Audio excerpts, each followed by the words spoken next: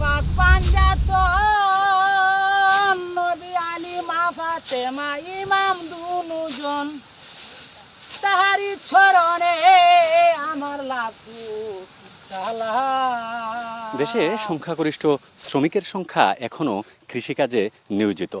খাদ্য নিরাপত্তা অনেকাংশই যাদের উপর নির্ভর করে একবিংশ শতাব্দীতে এসে উন্নয়নশীল বাংলাদেশে আজও তারা শ্রমনীতির বাইরে।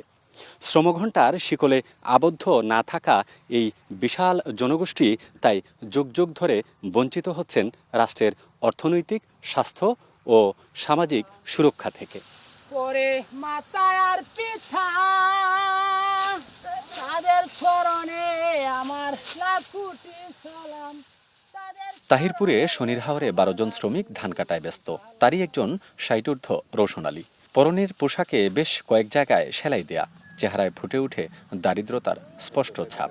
রোদবৃষ্টি উপেক্ষা করে ধান কাটা থেকে শুরু করে কাঁচা ধানের বোঝা মাথায় নিয়ে মাইলের পর মাইল হেঁটে গৃহস্থের উঠান পর্যন্ত পৌঁছে দিতে হয় তাকে। এভাবে 40 বছর ধরে প্রতি বৈশাখেই হাওরে শ্রম দেন তিনি। ধান কাটতে কাটতে কালো দাড়ি সাদা হয়েছে তার, কিন্তু ভাগ্যের পরিবর্তন হয়নি। প্রচুর কষ্ট হয়েছে, কষ্টের কোনো শেষ নাই। এই যে রোদ বান যাইতেছে, এটা তো সব আমরা রুপিতেই যায়। এই পর্যন্ত কোনো কিছু করতে পারলাম না, লাভুরি লেগে কোনো কিছু করতে পারলাম না। আর করতে পারবো কি না এটা বলতে পারি না। বৈশাখ জ্যৈষ্ঠ মাসে ঝড় বৃষ্টির দাপট, সঙ্গে হঠাৎ বজ্রপাতে জীবনের ঝুঁকিও। এসবের মধ্যে প্রতিদিন রোদ বৃষ্টি মাথায় নিয়ে হাওড়াঞ্চলে কাজ করেন অন্তত 8 লাখ শ্রমিক। তারাও রোশন আলীর মতো শ্রমের প্রকৃত মজুরি থেকে বঞ্চিত। দিন শেষে যা পান সেই আয়ে সংসারের টানাপোড়েন শেষ হয় না তাদের। সংসার চলে না, এবার সংসার চলে না কেন? এই জিনিসপত্রের দাম বেশি, যে রুজি দেয় আমরা, এই রুজিতে আমরা হয় না।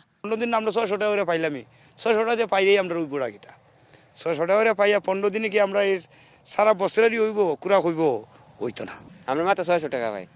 600 টাকা দেওয়া মনে হলো একটা পরিবার 4জন 5জন খাবার আছে, 6জন খাবার আছে, এরকম পরিবার আছে 8 জন খাবার আছে, এরা কিভাবে চলবো? মাঠে ছড়িয়ে ছিটিয়ে আছে কেটে রাখা সোনালী রঙের ধান।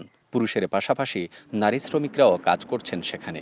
হাওড়াঞ্চলে মোট শ্রমিকের 1/3 নারী শ্রমিক। তারা ধান মাড়াই, শুকানো, সংগ্রহ সহ অনেক কাজ পুরুষের চেয়ে বেশি করলেও মজুরি পান অনেক কম। সারাদিন কষ্ট হলে 500 টাকা দেয় না 400 টাকা দেয়। ধান অনুরাই কষ্ট করে যায়, এটা করতে আর চলে। বেড়াতে তো পায় 600 700 800 পায়, 1000ও পায়। শ্রম বিশেষজ্ঞরা বলছেন, খাদ্যে নিরবচ্ছিন্ন স্বয়ংসম্পূর্ণতা অর্জন ও দীর্ঘমেয়াদী খাদ্য নিরাপত্তার জন্য কৃষি শ্রমিক তথা কৃষকদের ক্ষমতায়নের কোনো বিকল্প নেই। ধানের উৎপাদন খরচও কমাইলাম, ধানের দামও বাড়িয়ে দিলাম, কিন্তু আলটিমেটলি কি কৃষকরা লাভবান হবে? না, লাভবান হবে না। কারণ কি, আমাদের বাজার ব্যবস্থাপনায় কৃষকদের সে ক্ষমতা নাই যে বাজার থেকে যে দাম সরকার নির্ধারিত দেওয়া আছে সেই দামটাই সে পেয়ে যাবে, এটা সুযোগ নেই। কারণ এখানে কিছু সংখ্যক লোক কাজ করে, মধ্যস্বত্বভোগী কাজ করে বা ফুরিয়ারা কাজ করে, তাদের কারণে আমরা কিন্তু কৃষকদেরকে সঠিক ন্যায্য দামটা দিতে পারি না। প্রণোদনা প্যাকেজ তাদের জন্য নেওয়াটা জরুরি, বা ওই সময় যদি অন্য কোনো কাজে তাদেরকে না দেওয়া যায়, তারপরও আমরা যেরকম বেকার ভাতা বলি এরকম শ্রমিক ভাতা দিয়ে হলেও তাদেরকে যে তারা পরবর্তী সময়ে তারা এই কৃষি কাজে নিয়োজিত থাকবে। কৃষিবিদদের মতে কৃষক ও কৃষি শ্রমিকদের সুযোগ সুবিধা ও অধিকার নিয়ে সরকার ও সংশ্লিষ্ট সবাইকেই প্রয়োজনীয় পদক্ষেপ গ্রহণ করা জরুরি। শুধু ধান কাটা বা ধান লাগানো নিরানো না, এখন কৃষি যন্ত্র চালনের জন্য তাদেরকে দক্ষতা অর্জন করা প্রয়োজন। সেক্ষেত্রে সরকারের বিভিন্ন যে দপ্তর আছে সেই দপ্তরের মাধ্যমে কৃষকদেরকে যদি প্রশিক্ষণের ব্যবস্থা করা হয় তাহলে তারা দক্ষ শ্রমিক হয়ে উঠবে এবং এই দক্ষ শ্রমিক প্রয়োজনে বিদেশেও নিজেদেরকে নিয়োজিত করতে পারবে। কৃষি নির্ভর অর্থনীতির দেশে কৃষিকে যেমন উপেক্ষা করা যায় না, তেমনি এখাতে নিয়োজিত শ্রমিক, বিশেষ করে মজুরিভিত্তিক কৃষি শ্রমিকদের অস্বীকার করার কোনো উপায় নেই। তাই রাষ্ট্রের সামষ্টিক অর্থনৈতিক উন্নয়নের জন্য হলেও এ খাতের শ্রমিকদের জীবনমান তথা সার্বিক উন্নয়নের কোনো বিকল্প নেই। গুলজার আহমেদ, এখন Tahirpur, Sunamganj. Shea butter, aloe vera ও ভিটামিন ই সমৃদ্ধ লিলি বিউটি সোপ।